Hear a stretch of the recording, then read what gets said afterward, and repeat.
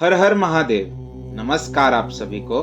मैं हार्दिक आप सभी का स्वागत करता हूँ हमारे इस यूट्यूब चैनल पर जिसका नाम है धर्म रक्षणा। अनंत काल से सनातन धर्म अपने इतिहास और उसकी विशेषताओं के लिए जग प्रसिद्ध है।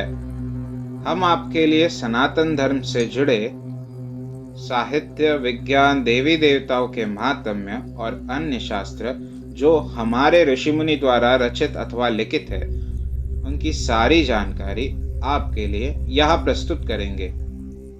इस कलयुग में हर एक तक हमारे प्राचीन ग्रंथ, वेद, पुराण, उपनिषद और अन्य साहित्यों के विषय में रोचक जानकारी हम आप सभी के लिए यहाँ प्रस्तुत करेंगे। आशा करते हैं हमें आपका सकारात्मक प्रतिसाद मिलता रहेगा।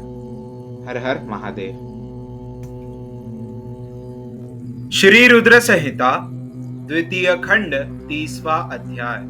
सती द्वारा योगाग्नि से शरीर को भस्म करना। ब्रह्मा जी से श्री नारद जी ने पूछा, हे पितामह, जब सती जी ऐसा कहकर मौन हो गई तब वहां क्या हुआ?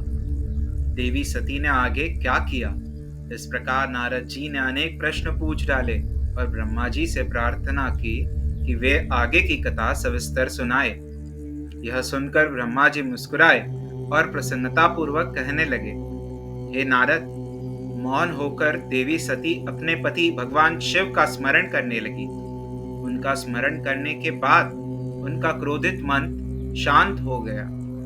तब शांत मनोभाव से शिव जी का चिंतन करती हुई देवी सती पृथ्वी पर उत्तर की ओर मुख करके बैठ गई। तत्पश्चात विधि पूर्वक जल से आचमन करके उन्होंने वस्त्र ओढ़ लिए।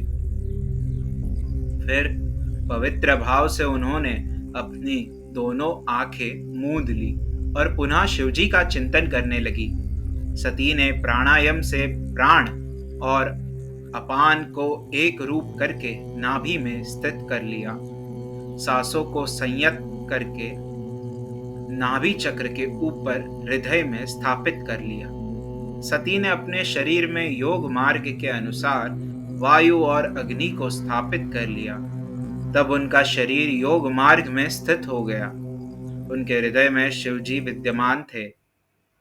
यही वह समय था जब उन्होंने अपना शरीर त्याग दिया था। उनका शरीर यज्ञ की पवित्र योगाग्नि में गिरा और पल भर में ही भस्म हो गया। वहां उपस्थित मनुष्यों सहित देवताओं ने जब यह देखा कि देवी सती भस्म हो गई है तो आकाश और भूमि पर हाहाकार मच गया। यह हाहाकार सभी को भयभीत कर रहा था। सभी लोग कह रहे थे कि किस दुष्ट के दुर्व्यवहार के कारण भगवान शिव की पत्नी सती ने अपनी देह का त्याग कर दिया। तो कुछ लोग दक्ष की दुष्टता को धिक्कार रहे थे, जिसके व्यवहार से दुखी होकर देवी सती ने यह कदम उठाया था। सभी सत्पुरुष उनका सम्मान करते थे। उनका हृदय असहिष्णु था। उन्होंने ऐसी महान देवी और उनके पति करुणा निधान भगवान शिव का अनादर और निंदा करने वाले दक्ष को भी कोसा। सभी कह रहे थे कि दक्ष ने अपनी ही पुत्री को प्राण त्यागने के लिए मजबूर किया है, इसलिए दक्ष अवश्य ही महानरक में जाएगा और पूरे संसार में उसका अपयश होगा। दूसरी ओर देवी सती के साथ पधारे सभी शिवगणों ने जब यह दृश्य देखा तो उनके क्रोध की कोई सीमा न रही। वे तुरंत अपने अस्त्र शस्त्र लेकर दक्ष को मारने के लिए दौड़े। वे 60,000 पार्षद गण क्रोध से चिल्ला रहे थे और अपने को ही धिक्कार रहे थे कि यहाँ उपस्थित होते हुए भी हम अपनी माता देवी सती की रक्षा नहीं कर पाए। उनमें से कोई पार्षदों ने तो स्वयं अपने शरीर का त्याग कर दिया।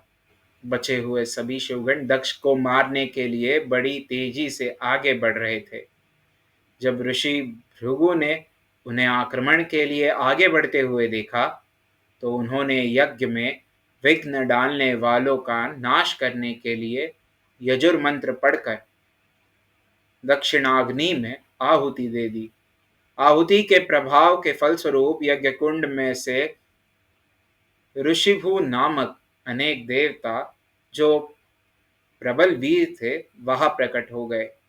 ऋषिभु नामक सहस्त्रों देवताओं और शिवगणों में भयानक युद्ध होने लगा। वे देवता ब्रह्मा तेज से संपन्न थे। उन्होंने शिवगणों को मारकर तुरंत भगा दिया। इससे वहां यज्ञ में और अशांति फैल गई। सभी देवता और मुनि भगवान विष्णु से इस विघ्न को टालने की प्रार्थना करने लगे। देवी सती का भस्म हो जाना और भगवान शिव के गणों को मारकर वहां से भगाए जाने का परिणाम सोचकर सभी देवता और ऋषि विचलित थे। हे नारद, इस प्रकार दक्ष के उस महायज्ञोत्सव में बहुत बड़ा उत्पात मच गया था और सब ओर त्राही त्राही मच गई थी। सभी भावी परिणाम की आशंका से भयभीत दिखाई दे रहे थे। अध्याय 30वां समाप्त। हमारे कार्य की सराहना करते हुए इस YouTube चैनल को सब्सक्राइब करें, वीडियोस को शेयर करें और लाइक करें। हमारे कार्य मानव जाति के हित हेतु अधिकांश मानव जाति तक पहुंचाने में हमारी सहायता करें। भविष्य में हमारे सनातन धर्म के विषय में अधिक जानकारी प्राप्त करने हेतु हमारे साथ बने रहे इस YouTube चैनल पर, जिसका नाम है धर्म रक्षणा। धर्मो रक्षति रक्षतः। हर हर महादेव।